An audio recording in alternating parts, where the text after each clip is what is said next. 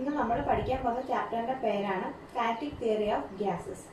അപ്പോൾ ഈ kinetic theory എന്ന് പറയുന്ന കോൺസെപ്റ്റ് ഡെവലപ്പ് ചെയ്തത് 19th സെഞ്ചുറിയിൽ മാക്സ്വെല്ലും ബോൾട്സ്മാനും കൂടിയാണ്. മാക്സ്വെൽ, ബോൾട്സ്മാൻ ആൻഡ് അതേഴ്സ് ചേർന്നാണ് ഏത് തിയറി, കൈനറ്റിക് തിയറി ഡെവലപ്പ് ചെയ്തത്. അപ്പോൾ കൈനറ്റിക് തിയറി ഗ്യാസിന്റെ ബിഹേവിയറിനെ കുറിച്ച് എക്സ്പ്ലെയിൻ ചെയ്യുന്നത് ഓൺ ദ ബേസിസ് ഓഫ് ഗ്യാസിൽ റാപ്പിഡ്ലി മൂവിങ് ആറ്റംസും മോളിക്യൂൾസും ഉണ്ട് എന്ന ഐഡിയയുടെ ബേസിലാണ് കൈനറ്റിക് തിയറി ഗ്യാസിന്റെ ബിഹേവിയർ എക്സ്പ്ലെയിൻ ചെയ്യുന്നത്. അപ്പോൾ എന്താണ് ഗ്യാസിന്റെ ബിഹേവിയർ? കൈനറ്റിക് തിയറി എക്സ്പ്ലെയിൻ ചെയ്യുന്നത് ഏതിന്റെ ബേസിലാണ്?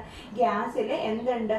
റാപ്പിഡ്ലി മൂവിങ് ആറ്റംസും മോളിക്യൂൾസും ഉണ്ട്. റാപ്പിഡായിട്ട് മൂവ് ചെയ്യുന്ന ആറ്റംസും മോളിക്യൂൾസും ഉൾപ്പെടുന്നതാണ് ഗ്യാസ് എന്ന കോൺസെപ്റ്റ് വെച്ചിട്ടാണ് ഗ്യാസിന്റെ ബിഹേവിയറിനെ എക്സ്പ്ലെയിൻ ചെയ്യുന്നത്, കൈനറ്റിക് തിയറി എക്സ്പ്ലെയിൻ ചെയ്യുന്നത്. ഈ കൈനറ്റിക് തിയറി ഡെവലപ്പ് ചെയ്തത് ആരൊക്കെയാണ്? മാക്സ്വെല്ലും ബോൾട്സ്മാനും എന്ന 19th സെഞ്ചുറിയിൽ. ഈ ഗ്യാസിന്റെ ബിഹേവിയർ എങ്ങനെയാണ് നമ്മൾ എക്സ്പ്ലെയിൻ ചെയ്തത്, എന്താണ് ഒരു ഐഡിയൽ ഗ്യാസ് എന്നൊക്കെയാണ് ഇനി നമ്മൾ പറയാൻ പോകുന്നത്. ഇത് കുറച്ച് കാര്യങ്ങൾ നിങ്ങൾ കെമിസ്ട്രിയിൽ പഠിച്ചിട്ടുള്ളതാണ്. അടുത്തത് ബിഹേവിയർ ഓഫ് ഗ്യാസസ്. ഇപ്പോൾ ഗ്യാസസിന്റെ ബിഹേവിയറിനെ കുറിച്ച് പറയുകയാണെങ്കിൽ ലോ പ്രഷറിലും at low pressure and high temperature gases satisfy a simple relation. നിങ്ങൾ കെമിസ്ട്രിയിൽ പഠിച്ചിട്ടുള്ളത്. അതായത് ലോ പ്രഷറിലും ഹൈ ടെമ്പറേച്ചറിലും ഗ്യാസസ് ഒരു സിമ്പിൾ റിലേഷൻ സാറ്റിസ്ഫൈ ചെയ്യുന്നുണ്ട്. ഏതൊക്കെ തമ്മിൽ? പ്രഷറും വോളിയവും ടെമ്പറേച്ചറിനെയും കണക്ട് ചെയ്യുന്ന ഒരു സിമ്പിൾ റിലേഷൻ ഉണ്ട്. That is PV = NKBT. PV = NKBT. N എന്ന് പറഞ്ഞു കഴിഞ്ഞാൽ എന്താണ്? Total number of molecules. എന്ന് പറഞ്ഞാൽ total number of molecules. KB എന്ന് പറഞ്ഞു കഴിഞ്ഞാൽ ബോൾട്സ്മാൻ കോൺസ്റ്റന്റ് ആണ്. അതിന്റെ വാല്യൂ 1.38 × 10⁻23 J/mol/Kelvin ആണ് KBയുടെ വാല്യൂ. ഇനി നമ്പർ ഓഫ് മോൾസ് കണ്ടുപിടിക്കാൻ നമുക്കറിയാം N = N by Avogadro number. Capital N എന്ന് പറഞ്ഞാൽ എന്താണ്? Total number of molecules. N എന്ന് പറഞ്ഞാലോ അവഗാഡ്രോ നമ്പർ. അവഗാഡ്രോ നമ്പറിന്റെ വാല്യൂ നിങ്ങൾക്ക് അറിയാം എത്രയാണ്? 6.023 × 10⁻23. അതിൽ നിന്ന് ടോട്ടൽ നമ്പർ ഓഫ് മോളിക്യൂൾസ് നമുക്ക് എങ്ങനെ എഴുതാം? N × Na എന്ന് എഴുതാം. അപ്പൊ ഈ ഇക്വേഷനകത്ത് N ന് പകരം Na എന്ന് സബ്സ്റ്റിറ്റ്യൂട്ട് ചെയ്തു. അപ്പൊ Na KBT. എന്നിട്ട് ഈ അവഗാഡ്രോ നമ്പറിനും ബോൾട്സ്മാൻ കോൺസ്റ്റന്റിനോട് ചേർത്ത് നമ്മൾ അടുത്ത വാല്യൂ സബ്സ്റ്റിറ്റ്യൂട്ട് ചെയ്യുന്നു, ക്യാപിറ്റൽ R. ക്യാപിറ്റൽ R എന്ന് പറഞ്ഞാൽ എന്താണ്? Universal gas constant. നിങ്ങൾ കെമിസ്ട്രിയിൽ ചിലപ്പോൾ ഈ ഇക്വേഷൻ ഫോമിലായിരിക്കും പഠിച്ചിട്ടുള്ള PV = nRT. അതിന് മുമ്പുള്ള ഇക്വേഷൻസ് ആണ് ഇത് രണ്ടും. ഇതിൽ ഈ NAയ്ക്കും KB ബോൾട്സ്മാൻ കോൺസ്റ്റന്റിനോട് ചേർത്തിട്ടാണ് നമ്മൾ യൂണിവേഴ്സൽ ഗ്യാസ് കോൺസ്റ്റന്റ് R എന്ന് പറയുന്ന വാല്യൂ കൊടുക്കുന്നത്. അതിന്റെ വാല്യൂ എത്രയാണ്? 8.314 J/mol/Kelvin ആണ്. 8.314 J/mol/Kelvin ആണ്. അപ്പൊ PV = nRT ആണ് എന്തെന്ന് പറഞ്ഞാൽ ഐഡിയൽ ഗ്യാസ് ഇക്വേഷൻ.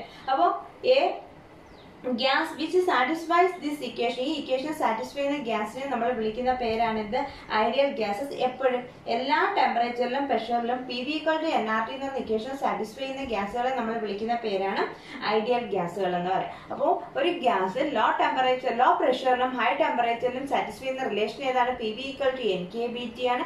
N എന്ന് പറഞ്ഞാൽ നമ്പർ ഓഫ് മോളിക്യൂൾസ്, KB എന്ന് പറഞ്ഞാൽ ബോൾട്സ്മാൻ കോൺസ്റ്റന്റ്, അതിന്റെ വാല്യൂ 1.38 × 10⁻23 J/mol/Kelvin ആണ്.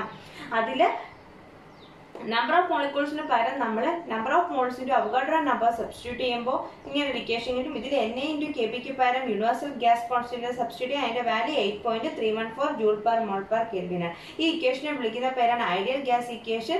ഈ ഇക്വേഷൻ എല്ലാ പ്രഷറിലും ടെമ്പറേച്ചറിലും ഏത് ഗ്യാസ് സാറ്റിസ്ഫൈ ചെയ്യുന്നു അതിനെ നമ്മൾ എന്തെന്ന് വിളിക്കും? ഐഡിയൽ ഗ്യാസ് എന്ന് വിളിക്കും. അടുത്തത് kinetic theory of an ideal gas. അതായത് കൈനറ്റിക് തിയറിയുടെ പോസ്റ്റുലേറ്റ്സ് എഴുതാൻ. ഈ ചാപ്റ്ററിൽ ഏറ്റവും ഇമ്പോർട്ടന്റ് നമുക്ക് ഫോക്കസ് ചെയ്ത് പറയുന്ന കാര്യം കൈനറ്റിക് തിയറിയുടെ പോസ്റ്റുലേറ്റ്സിനെ കുറിച്ച് പഠിക്കാനാണ്. അപ്പോൾ കൈനറ്റിക് തിയറിയുടെ പോസ്റ്റുലേറ്റ്സ് പറയുമ്പോൾ കൈനറ്റിക് തിയറി ഓഫ് ഗ്യാസ് എന്ന് പറയുന്നത് മോളിക്കുലർ പിക്ചർ ഓഫ് മാറ്ററിനെ ബേസ് ചെയ്താണ് എക്സ്പ്ലെയിൻ ചെയ്യുന്നത്. എന്താണ്? മോളിക്കുലർ പിക്ചർ ഓഫ് മാറ്ററിനെ ബേസ് ചെയ്തിട്ടാണ് കൈനറ്റിക് തിയറി എക്സ്പ്ലെയിൻ ചെയ്യുന്നത്. എന്ന് വെച്ചാൽ കൈനറ്റിക് തിയറിയുടെ മെയിൻ പോസ്റ്റുലേറ്റ്സിൽ ഒന്നാമത്തെ കാര്യം നമുക്കൊരു ഗിവൺ എമൗണ്ട് ഓഫ് ഗ്യാസ് തന്നു കഴിഞ്ഞാൽ, ഗ്യാസ് എന്ന് പറഞ്ഞു കഴിഞ്ഞാൽ എന്താണ്? A collection of large number of molecules ആണ്. ഇപ്പൊ ഗ്യാസ് എന്ന് പറഞ്ഞു കഴിഞ്ഞാൽ ഒന്നാമത്തെ പോസ്റ്റുലേറ്റ്സ് പറഞ്ഞാൽ ഗ്യാസ് എന്ന് പറഞ്ഞു കഴിഞ്ഞാൽ എന്താണ്? നമുക്ക് ഒരു ഗിവൺ എമൗണ്ട് ഓഫ് ഗ്യാസ് തന്നു കഴിഞ്ഞാൽ അതെന്ന് പറഞ്ഞാൽ collection of large number of molecules. ഈ ഗ്യാസ് മോളിക്യൂൾസ് എന്ന് പറയുന്നത് എന്തായാലും അടങ്ങിയിരിക്കത്തില്ലല്ലോ. അത് എപ്പോഴും എന്തായിരിക്കും? കോൺസ്റ്റന്റ് റാൻഡം മോഷനിലേക്ക് റാൻഡം ആയിട്ട് അതെന്ത് ചെയ്യും?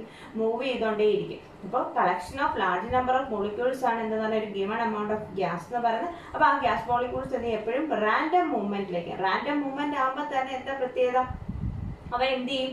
പരസ്പരം കൊളൈഡ് ചെയ്യും. അപ്പം ദേ കൊളൈഡ് ഈച്ച് അതർ. കൊളൈഡ് ചെയ്യുന്നതിനോടൊപ്പം തന്നെ അത് എടുത്തിരിക്കുന്ന കണ്ടെയ്നറിന്റെ വാൾസിൽ അത് പോയി എന്ത് ചെയ്യും, കൊളൈഡ് ചെയ്യും. അപ്പൊ ഈ കൊളിഷന്റെ പ്രത്യേകത എന്ന് പറഞ്ഞു കഴിഞ്ഞാൽ അത് ഇലാസ്റ്റിക് കൊളിഷൻ ആണ്.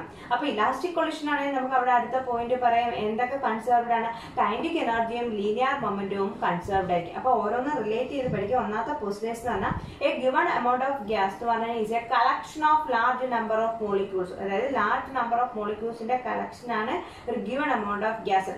അപ്പം ആ ഗ്യാസ് മോളിക്യൂൾസ് എങ്ങനെയായിരിക്കും, എപ്പോഴും കോൺസ്റ്റന്റ് റാൻഡം മോഷനിലായിരിക്കും, കോൺസ്റ്റന്റ് റാൻഡം മോഷനിലായിരിക്കും. അപ്പൊ അവ പരസ്പരം കൊളൈഡ് ചെയ്യുകയും ചെയ്യും. അതുപോലെ തന്നെ എന്ത് ചെയ്യും, ഈ കൊളിഷന്റെ ഫലമായിട്ട് അവ കണ്ടെയ്നറിന്റെ വാൾസിലും പോയി കൊളൈഡ് ചെയ്യും. അപ്പൊ ആ കൊളിഷനെ വിളിക്കുന്ന പേര് എന്താണ്, എങ്ങനെയുള്ള കൊളിഷനാണ്, ഇലാസ്റ്റിക് കൊളിഷൻ. ഇലാസ്റ്റിക് കൊളിഷൻ ആണെങ്കിൽ അവിടെ കൈനറ്റിക് എനർജിയും ലീനിയർ മൊമെന്റവും കൺസേർവ്ഡ് ആയിരിക്കും.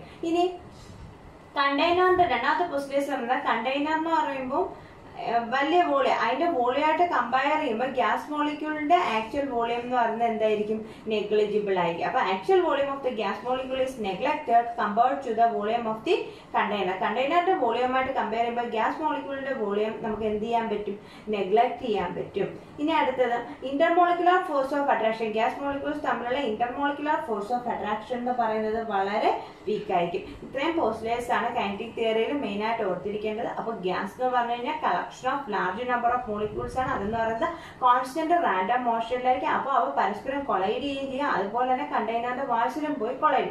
അപ്പൊ ആ കൊളിഷന്റെ പ്രത്യേകത എന്നാണ് ഇലാസ്റ്റിക് കൊളിഷൻ. അപ്പൊ കൈനറ്റിക് എനർജിയും ലീനിയർ മൊമെന്റും അവിടെ കൺസേർവ്ഡ് ആയിരിക്കും. അപ്പോൾ കണ്ടെയ്നറിന്റെ വോളിയമായിട്ട് കമ്പയർ ചെയ്യുമ്പോൾ ഗ്യാസ് മോളിക്യൂൾസിന്റെ വോളിയം എന്താണ്, നെഗ്ലിജിബിൾ ആണ്. അതേപോലെ തന്നെ ഗ്യാസ് മോളിക്യൂൾസിലെ ഇന്റർമോളിക്കുലർ ഫോഴ്സ് ഓഫ് അട്രാക്ഷൻ എന്ന് പറയുന്നത് വളരെ വീക്ക് ആയിരിക്കും. ഇത്രയാണ് കൈനറ്റിക് തിയറിയുടെ പോസ്റ്റുലേറ്റ്സ്. അടുത്തത് നമുക്ക് ഒരു ഐഡിയൽ ഗ്യാസിന്റെ പ്രഷർ കണ്ടുപിടിക്കുന്ന ഇക്വേഷൻ ഡിറൈവ് ചെയ്യാൻ പോകും. അപ്പൊ അതിനായിട്ട് നമ്മളൊരു ക്യൂബിക്കൽ ബോക്സ് കൺസിഡർ ചെയ്യാണ്. അപ്പൊ ആ ക്യൂബിക്കൽ ബോക്സിനകത്ത് ഒരു ലാർജ് നമ്പർ ഓഫ് മോളിക്യൂൾസ് ഉള്ള ഒരു ഗ്യാസ് എൻക്ലോസ് ഉണ്ട്. Example n number of molecules ഉള്ള ഒരു ഗ്യാസിനെ നമ്മൾ ഈ ക്യൂബിക്കൽ ബോക്സിനകത്ത് എൻക്ലോസ് ചെയ്തേക്കുകയാണ്. അപ്പോൾ എന്ത് കണ്ടുപിടിക്കാൻ പോയാണ്, ഒരു ഐഡിയൽ ഗ്യാസിന്റെ പ്രഷർ കണ്ടുപിടിക്കാൻ പോയാണ്. അതിനായിട്ട് നമ്മളൊരു ക്യൂബിക്കൽ ബോക്സ് കൺസിഡർ ചെയ്യുക. ഹാവിങ് ലെങ്ത് എൽ, അതിന്റെ ഓരോ സൈഡിന്റെയും ലെങ്ത് എൽ ആണ്. അതിൽ നമ്മളൊരു ഗ്യാസ് എൻക്ലോസ് ചെയ്തിട്ട് അതിന്റെ പ്രത്യേകത അതിനകത്ത് n നമ്പർ ഓഫ് മോളിക്യൂൾസ് ഉണ്ട്. അപ്പൊ അതിൽ ഒരു മോളിക്യൂൾ നമ്മൾ കൺസിഡർ ചെയ്യുക, m മാസ് ഉള്ള ഒരു മോളിക്യൂൾ. ആ ഗ്യാസിലെ n നമ്പർ ഓഫ് മോളിക്യൂൾസിൽ ഒരു മോളിക്യൂൾ ഹാവിങ് മാസ് m നമ്മൾ കൺസിഡർ ചെയ്യും. നമ്മൾ പറഞ്ഞായിരുന്നു കൈനറ്റിക് തിയറി വെച്ചിട്ട് ഗ്യാസിലെ മോളിക്യൂൾസ് എങ്ങനെയാണ്, റാൻഡം മൂവ്മെന്റ്. അപ്പൊ അവ പരസ്പരം കൊളൈഡ് ചെയ്യുകയും ചെയ്യും. അതേപോലെ തന്നെ എന്ത് ചെയ്യും, ആ കണ്ടെയ്നറിന്റെ വാൾസിലും പോയി കൊളൈഡ് ചെയ്യുന്നതാണ്. അപ്പൊ m മാസമുള്ള മോളിക്യൂൾ. അപ്പൊ ഇത് 3 ഡയമെൻഷണൽ ബോക്സ് ആകുമ്പോൾ അതിന്റെ വെലോസിറ്റിക്ക് എന്ന് പറയുന്നത് 3 കമ്പോണന്റ് ഉണ്ടാകും, vx, vy, vz. അപ്പൊ ഈ m മാസമുള്ള ഗ്യാസ് മോളിക്യൂൾ മൂവ് ചെയ്യുകയാണ്. ആ മൂവ് ചെയ്യുന്ന ഡയറക്ഷൻ സ്പെസിഫൈ ചെയ്യുന്നുണ്ട്. എങ്ങനെയാണെന്ന് വെച്ചാൽ ഇത് x ഡയറക്ഷൻ. അപ്പൊ ആ പാർട്ടിക്കിൾ മൂവ് ചെയ്യുന്നത് എങ്ങനെയാണെന്ന് ചോദിച്ചാൽ ഇത് നമ്മുടെ വൈസെഡ് പ്ലെയിൻ. വൈസെഡ് പ്ലെയിനിന് പാരലായിട്ടാണ് ആ പാർട്ടിക്കിൾ മൂവ് ചെയ്യാന്ന് പറഞ്ഞാൽ ഏത് ഡയറക്ഷനിലാണ് പാർട്ടിക്കിൾ മൂവ് ചെയ്യുന്നത്, എക്സ് ഡയറക്ഷൻ. അപ്പൊ വൈസെഡ് പ്ലെയിനിന് പാരലായിട്ടാണ് ആ പാർട്ടിക്കിൾ മൂവ് ചെയ്യാന്ന് പറഞ്ഞാൽ ഏത് പ്ലെയിനിലൂടെ, വൈസെഡ് ഡയറക്ഷൻ ഇല്ലാത്ത പ്ലെയിൻ എന്ന് പറയുമ്പോൾ ഏത് പ്ലെയിനാണ്, എക്സ് ആക്സിസിലൂടെയാണ് അത് മൂവ് ചെയ്യുന്നത്. ഓക്കെ, അപ്പോൾ m മാസുള്ള പാർട്ടിക്കിൾ അതിന്റെ വെലോസിറ്റിയുടെ കമ്പോണന്റ് vx, vy, vz. അത് ഏത് ഡയറക്ഷനിൽ മൂവ് ചെയ്യുന്നു, പോസിറ്റീവ് എക്സ് ഡയറക്ഷനിൽ മൂവ് ചെയ്യുന്നു, അല്ലെങ്കിൽ വൈസെഡ് പ്ലെയിന് പാരലായിട്ട് മൂവ് ചെയ്യുന്നു. അങ്ങനെയാണെങ്കിൽ ഈ പാർട്ടിക്കിൾ ഇങ്ങനെ മൂവ് ചെയ്യുമ്പോൾ ഈ വാളിൽ വന്നിട്ട് അതെന്ത് ചെയ്യും, കൊളൈഡ് ചെയ്യും. അപ്പൊ ഈ വാളിൽ വന്ന് കൊളൈഡ് ചെയ്യുമ്പോൾ അവിടെ വെച്ചിട്ട് അതിന് എന്ത് സംഭവിക്കും, കൊളിഷൻ സംഭവിച്ചിട്ട് അവിടുന്ന് അത് തട്ടി തിരിച്ചു പോരും. അപ്പൊ ഇങ്ങോട്ടേക്ക് മൂവ് ചെയ്തിട്ട് അവിടെ തട്ടി തിരിച്ചു പോകും. അപ്പൊ ആ കൊളിഷൻ എന്ന് പറയുന്നത് ഇലാസ്റ്റിക് കൊളിഷൻ. അപ്പൊ ഇത് നമുക്ക് പറയാം വൈസെഡ് പ്ലെയിനിലല്ല, ഏത് ആക്സിസിലൂടെ, എക്സ് ആക്സിലൂടെയാണ് പോകുന്നത്. അപ്പോൾ എക്സ് ആക്സിലൂടെ പോയി തിരിച്ച് എക്സ് ആക്സിലോട്ട് തന്നെയാണ് എന്ത് ചെയ്യുന്നത്, തിരിച്ചു വരുന്നത്. അപ്പൊ അതിന്റെ ഏത് കമ്പോണന്റിൽ മാത്രം വേരിയേഷൻ വന്നു, വെലോസിറ്റിയുടെ എക്സ് കമ്പോണന്റിൽ മാത്രം വേരിയേഷൻ വന്നു. വൈ ഇസഡ് ഡയറക്ഷനിലോട്ട് മൂവ്മെന്റ് ഇല്ല, അതുകൊണ്ട് Y component Z component change ഇല്ല. അപ്പൊ അതിന്റെ പുതിയ കോർഡിനേറ്റ് എന്ന് പറഞ്ഞാൽ -vx, vy, vz ആണ്. അപ്പോൾ n നമ്പർ ഓഫ് മോളിക്യൂൾസ് ഉള്ള ഗ്യാസിൽ ഒരു മോളിക്യൂൾ ആണ് m.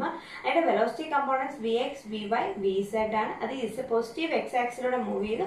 അപ്പൊ അത് ഈ വാളിൽ വന്ന് കൊളൈഡ് ചെയ്തിട്ട് അവിടുന്ന് തട്ടി തിരിച്ചു പോകുന്നു. അപ്പൊ അതിന്റെ എക്സ് കമ്പോണന്റ് മാത്രം ചേഞ്ച് വന്നു, വൈ കമ്പോണന്റും ഇസഡ് കമ്പോണന്റും ചേഞ്ച് വന്നില്ല. അപ്പൊ അതിന്റെ ചേഞ്ച് ഇൻ മൊമെന്റം നമുക്ക് എങ്ങനെ എഴുതാൻ പറ്റും, change in momentum final momentum minus initial momentum. Momentum കണ്ടുപിടിക്കുന്നത് എങ്ങനെയാണ്? Mass into velocity. അപ്പോൾ ഫൈനൽ മൊമെന്റം എങ്ങനെയാണ്? എം ഇൻറ്റു വെലോസിറ്റി എന്ന് പറയുമ്പോൾ തട്ടി തിരിച്ചു പോയത്. അപ്പോൾ എത്ര? മൈനസ് വി എക്സ് ആണ്. Final momentum minus initial momentum എന്ന് പറഞ്ഞാൽ എത്രയാണ്? അതിന്റെ mass M, velocity V X. അപ്പൊ അതിന്റെ ടോട്ടൽ മൊമെന്റ് എത്ര വന്നു? മൈനസ് 2m vx വന്നു. ആണല്ലോ. അപ്പോൾ ലോ ഓഫ് നമ്മൾ പറഞ്ഞു ഇലാസ്റ്റിക് കൊളിഷൻ ആണെന്നാണ്. അപ്പോൾ principle of conservation of momentum വെച്ചിട്ട് ടോട്ടൽ മൊമെന്റം എന്ന് പറയുന്നത് അവിടെ കൺസേർവ്ഡ്. അപ്പോൾ the momentum imparted to the wall in collision. അപ്പോൾ തിരിച്ച് ആ കൊളിഷന്റെ ഫലമായിട്ട് അവിടെ എന്ത് സംഭവിക്കുന്ന? ഒരു മൊമെന്റ് ഇമ്പാർട്ട് ചെയ്യുന്നുണ്ട് ആ വാളിലേക്ക്. അപ്പോൾ ആ മൊമെന്റ് എത്രയായിരിക്കും? ടോട്ടൽ മൊമെന്റം കൺസേർവ്ഡ് ആണെന്ന് പറഞ്ഞു. അപ്പൊ ഇതിന് ഈക്വലും ഓപ്പോസിറ്റ് ആയിരിക്കും. അപ്പൊ ആ മൊമെന്റം നമുക്ക് എങ്ങനെ എഴുതാൻ പറ്റും? Momentum imparted to the wall. വാളിൽ ഇമ്പാർട്ട് ചെയ്യുന്ന മൊമെന്റം എന്ന് പറയുന്നത് ഇതിന് ഈക്വലും ഓപ്പോസിറ്റ് ഡയറക്ഷൻ ആയിരിക്കും. അപ്പൊ എത്രയാണ്? 2m vx ആണ് അതിന്റെ ടോട്ടൽ മൊമെന്റം. ഇനി നമുക്ക് പ്രഷർ ആണ് കണ്ടുപിടിക്കേണ്ടത്. അതായത് പ്രഷർ കണ്ടുപിടിക്കാനായിട്ട് നമുക്കെന്ന് പറഞ്ഞാൽ അവിടെ ഫോഴ്സിന്റെ ഇക്വേഷൻ വേണം പ്രഷർ കണ്ടുപിടിക്കാനായിട്ട്. അതായത് ഫോഴ്സ് ബൈ ഏരിയ ആണ് പ്രഷർ എന്ന് പറയുന്നത്. അപ്പൊ ഇവിടെ നമുക്ക് ഫോഴ്സ് കണ്ടുപിടിക്കണേ ന്യൂട്ടന്റെ സെക്കൻഡ് ലോ അപ്ലൈ ചെയ്യണം. അതായത് എഫ് എന്ന് പറഞ്ഞു കഴിഞ്ഞാൽ dp/dt ആണ്, rate of change of momentum. അപ്പൊ നമുക്ക് ഇവിടുത്തെ ചേഞ്ച് ഇൻ മൊമെന്റം കിട്ടി. ഇനി അതിന് എടുത്ത കറസ്പോണ്ടിങ് ടൈം ആണ് കണ്ടുപിടിക്കുന്നത്. അന്നേരം dp/dt ചെയ്യുമ്പോൾ നമുക്ക് എഫ് കിട്ടി. എഫ് കിട്ടിക്കഴിഞ്ഞാൽ ഫോഴ്സ് ബൈ ഏരിയ ചെയ്യുമ്പോൾ പ്രഷർ കിട്ടി. ഇത്രയാണ് നമ്മൾ ഈ ഡെറിവേഷൻ അത് ചെയ്യുന്നത്. അപ്പൊ ചേഞ്ച് ഇൻ മൊമെന്റം കിട്ടി. ഇനി ചേഞ്ച് ഇൻ മൊമെന്റത്തിന് വേണ്ടുന്ന ടൈം ആണ് പറയുന്നത്. അപ്പൊ നോക്കിക്കേ, ഇവിടുത്തെ ചേഞ്ച് ഇൻ മൊമെന്റത്തിന് വേണ്ട ടൈം നമ്മൾ ഡെൽറ്റ ടി എന്ന് എടുക്കുന്നു. ഇപ്പൊ ഇത് വി എക്സ് വെലോസിറ്റി, അതായത് എക്സ് ഡയറക്ഷൻ മാത്രമേ മൂവ്മെന്റ് ഉള്ളൂ. അപ്പൊ വൈ ഇസഡ് കമ്പോണന്റ് വേരിയേഷൻ ഇല്ല. അപ്പൊ വി എക്സ് വെലോസിറ്റിയിലാണ് അത് മൂവ് ചെയ്തത്. എത്ര ഡിസ്റ്റൻസ് ആണ്? ഓരോ സൈഡിന്റെ ലെങ്ത് എന്ന് പറയുന്നത് എൽ ആണെന്ന് പറഞ്ഞു. അപ്പൊ ഈ എക്സ് ഡയറക്ഷൻ പറയുമ്പോൾ ഇത്ര ഡിസ്റ്റൻസ് പറയുമ്പോൾ എത്രയാണ്? എൽ ആണ്. അപ്പൊ വെലോസിറ്റിയും ഡിസ്റ്റൻസ് ട്രാവൽഡും അറിയാമെങ്കിൽ നമുക്ക് ടൈം എങ്ങനെ കണ്ടുപിടിക്കാം? വെലോസിറ്റി എന്ന് പറഞ്ഞു കഴിഞ്ഞാൽ distance travelled by corresponding time അല്ലയോ? വെലോസിറ്റി എന്ന് പറഞ്ഞാൽ distance travelled by corresponding time. അപ്പോൾ ടൈമിനെ നമുക്ക് എങ്ങനെ എഴുതാൻ പറ്റും? L/Vx എന്ന് എഴുതാമല്ലോ. ഇതിപ്പോൾ അങ്ങോട്ട് പോകാൻ L/Vx സമയം എടുത്തെങ്കിൽ തിരിച്ച് അത്രയും ദൂരം തന്നെയല്ലേ? അപ്പോൾ തിരിച്ചെടുത്ത സമയം എത്ര തന്നെയാണ്? L/Vx. അപ്പോൾ ടോട്ടൽ ടൈം എത്രയായിരിക്കും? 2L/Vx ആയിരിക്കും മൂവ്മെന്റിന്റെ അടുത്ത ടോട്ടൽ ടൈം. അപ്പൊ ഈ ടൈം നമ്മൾ എങ്ങനെ കണ്ടുപിടിച്ചാൽ വെലോസിറ്റി എന്ന് പറഞ്ഞാൽ ഡിസ്പ്ലേസ്മെന്റ് ബൈ ടൈം ആണെന്നറിയാം. അപ്പൊ ഇത് മൂവ് ചെയ്തത് പോസിറ്റീവ് എക്സ് ഡയറക്ഷൻ. ഈ വാൾ വരെ എന്ന് പറയുമ്പോൾ ഇത്രയും ഡിസ്റ്റൻസ് എന്ന് പറഞ്ഞാൽ എത്രയായിരിക്കും?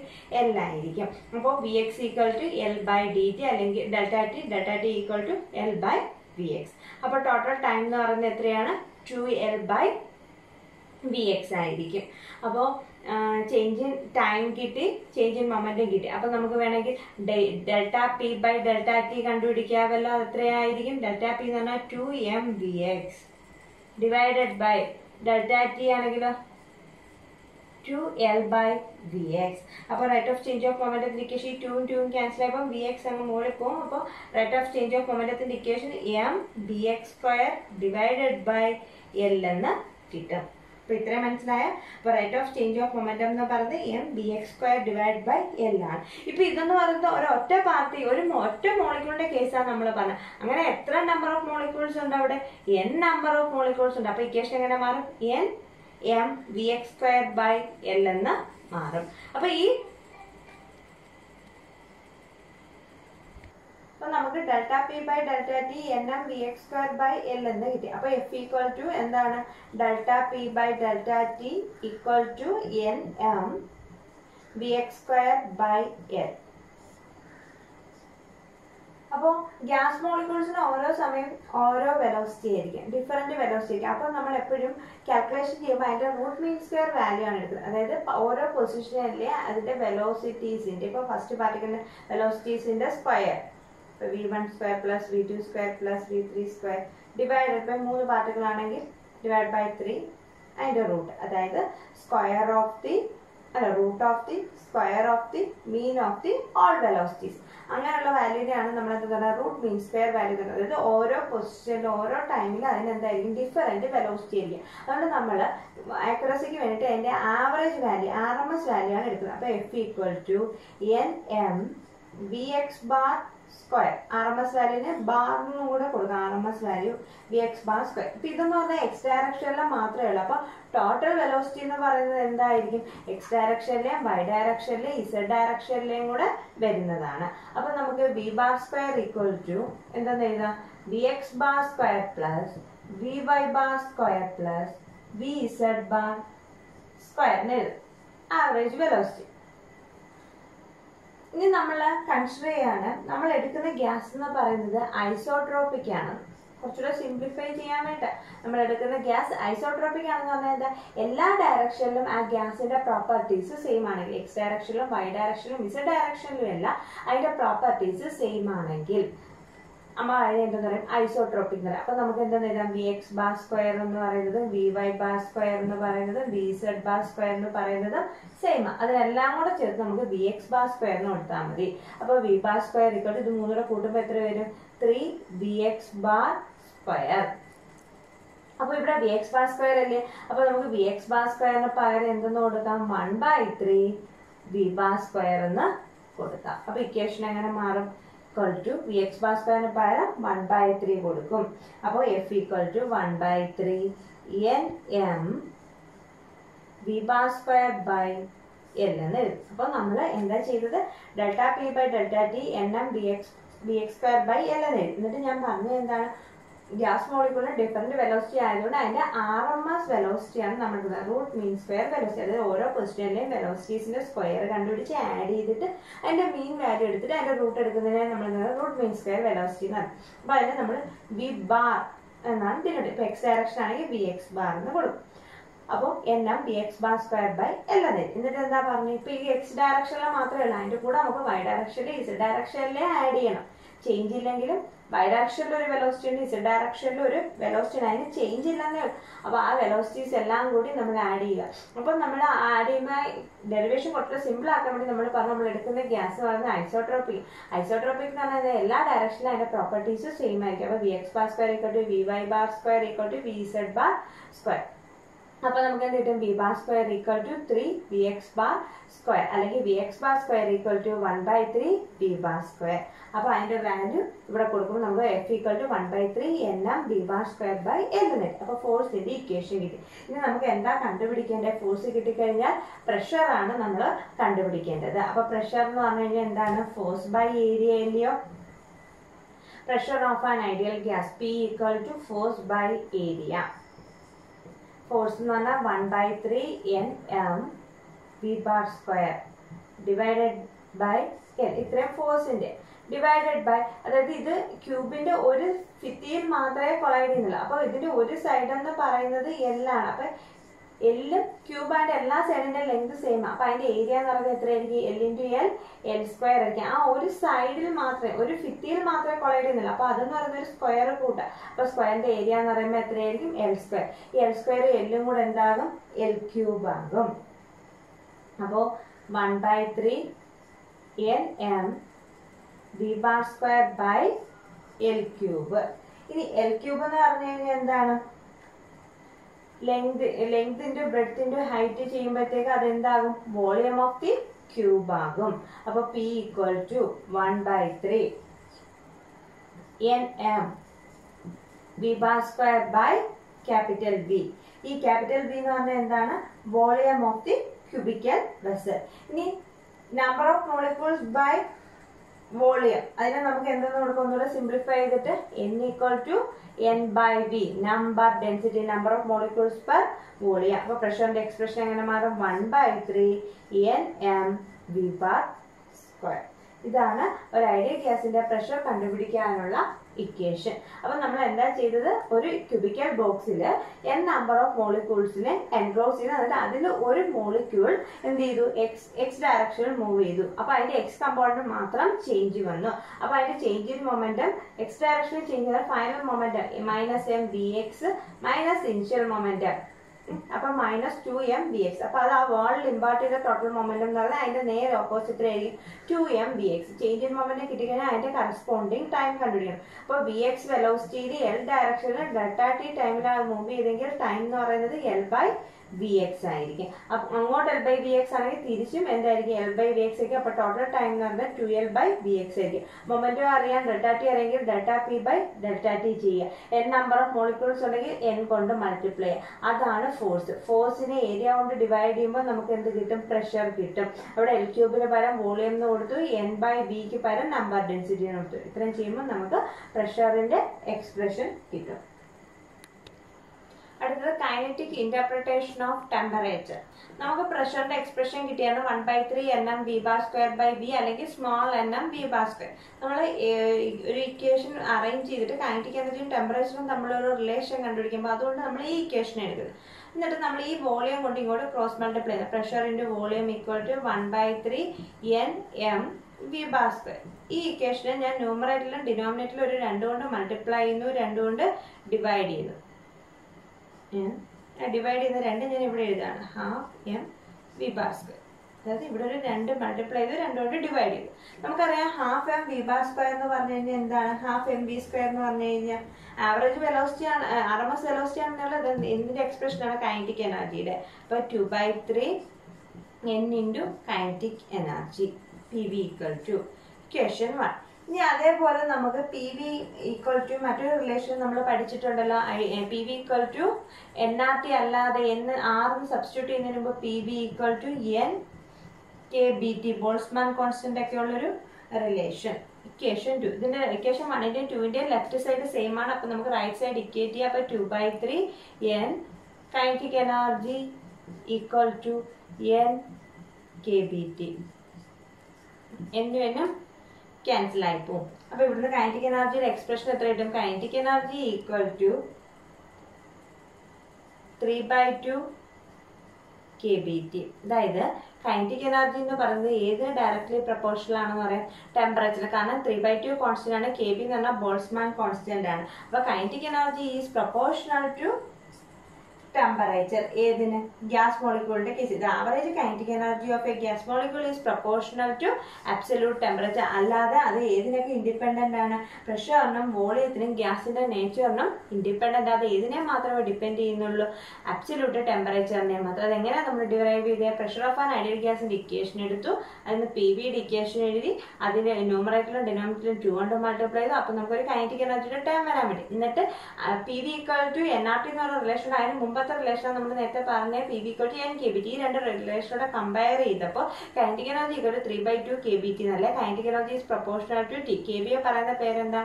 Boltzmann constant. അതായത് കൈനറ്റിക് എനർജി ഗ്യാസ് മോളിക്യൂളിന്റെ കേസിൽ അബ്സല്യൂട്ട് ടെമ്പറേച്ചറിനെ മാത്രമേ ഡിപ്പെൻഡ് ചെയ്യുന്നുള്ളൂ. അത് പ്രഷറിനും വോളിയത്തിനും ഗ്യാസിന്റെ നേച്ചറിനും ഇൻഡിപെൻഡന്റ് ആയിരിക്കും. ഇത്രയും കാര്യങ്ങളാണ് കൈനറ്റിക് തിയറി ഓഫ് ഗ്യാസസ് എന്ന് പറഞ്ഞ ചാപ്റ്ററിൽ ഫോക്കസ് ഏരിയയിൽ വരുന്നത്.